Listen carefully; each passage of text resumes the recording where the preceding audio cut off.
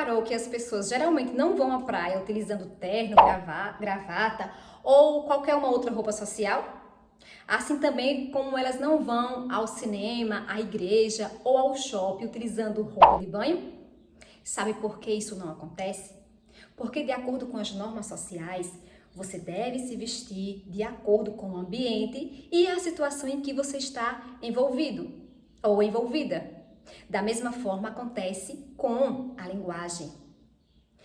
A nossa aula de hoje será sobre a adequação da linguagem às situações de comunicação, tendo em vista que as situações sociocomunicativas definirão qual nível de linguagem o falante deverá utilizar em determinado contexto.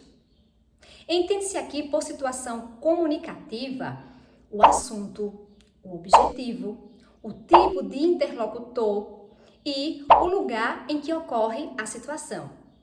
Esses elementos são determinantes nas diferenças do uso da língua, exigindo do falante uma adequação em que necessária à sua linguagem, para que o seu interlocutor compreenda a mensagem. Por exemplo, na tirinha de Níquel Náusea, de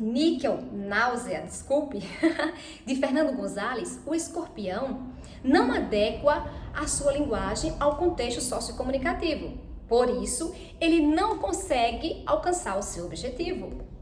Vamos ver? Por gentileza, posso picá-lo e ver meu veneno agir até a sua morte? Claro que não. Ainda assim, eu agradeço, desculpe o incômodo. Esse escorpião vai sofrer muito na vida. Por gentileza, não! Como notamos pela leitura, o escorpião utiliza a expressão por gentileza, demonstrando uma atitude de educação, uma atitude formal. Além das expressões incômodo e picá-lo. Nesta situação comunicativa, não caberia o uso da formalidade nem de um comportamento educado, né? É claro. Claro que ninguém aceitaria ser picado por nem um escorpião, nem qualquer outro inseto. Agora, eu darei para vocês alguns exemplos do uso da língua no nosso cotidiano. O primeiro exemplo é a conversa, o diálogo entre uma mãe e um filho. Filho, cadê a maçã? Colocou ela na mochila? Observe que nessa situação informal, aceita-se uma linguagem menos monitorada.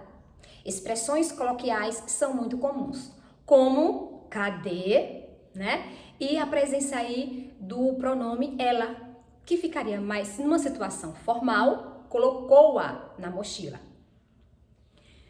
A próxima situação é um dentista conversando com o seu paciente. Digamos que o paciente chama-se Vitor. Vitor, não seja negligente com a escovação. Observa-se neste caso uma situação em que envolve-se o trabalho, a profissão de uma pessoa. Neste caso, exige-se um comportamento linguístico mais refletido, né? Poderíamos utilizar aqui outras situações, como por exemplo, uma professora dando aula, né? Ou qualquer outra situação de um outro profissional que esteja exercendo a sua profissão e utilizando a língua. Oba! Aqui tem o doce que eu gosto. Me passa o cardápio, por favor. Esta é uma situação em que alguém está em uma lanchonete. Neste caso aqui, nós definimos como uma situação informal, em que é uma situação marcada por um uso descontraído da língua, em que não se atenta, por exemplo, para as normas de regência, para a colocação pronominal, entre outros elementos. Neste caso aqui, percebe-se que houve um desvio de regência que está adequado ao uso da língua, lembrando que a gente não pode dizer que foi um erro, mas é adequado ao uso, à situação de informalidade, quando a pessoa diz, aqui tem o doce que eu mais gosto. O verbo gostar é um verbo transitivo indireto, ou seja, ele exige a preposição de. Então, em uma situação informal, diríamos, aqui tem o doce de que eu mais gosto. De que eu mais gosto. Além da colocação pronominal, me passa. pois, de acordo com a gramática normativa, nós nunca devemos iniciar uma oração com o pronome oblíquo. Ficaria passa-me. Passa-me o cardápio, por favor. Outra situação seria a apresentação de uma pessoa em um ambiente acadêmico, por exemplo. O bruxismo é uma desordem funcional que se caracteriza pelo apertar e ranger dos dentes durante o sono. Observe que essa é uma situação muito mais formal, que exige maior monitoramento da linguagem. Há mais atenção de singular e de plural, há mais atenção em relação à estrutura da frase e, claro, com certeza, a escolha vocabular. Caramba! Tá impedido! Cadê esse juiz ruinzão? Neste caso aqui, nós temos uma situação em que alguém está assistindo a um jogo de futebol e não está satisfeito com as atitudes do juiz, né? Nesta situação, as emoções interferem na linguagem. E nós temos aí, por exemplo, o aumentativo expressando uma insatisfação do falante. Em outras situações, é comum os falantes utilizarem o diminutivo para expressar uma ideia de afetividade.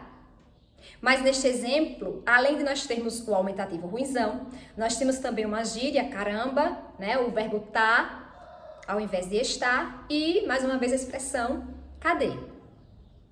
Para você ser um falante competente, precisa transitar entre esses diferentes níveis da linguagem, reconhecendo o que é adequado a cada situação.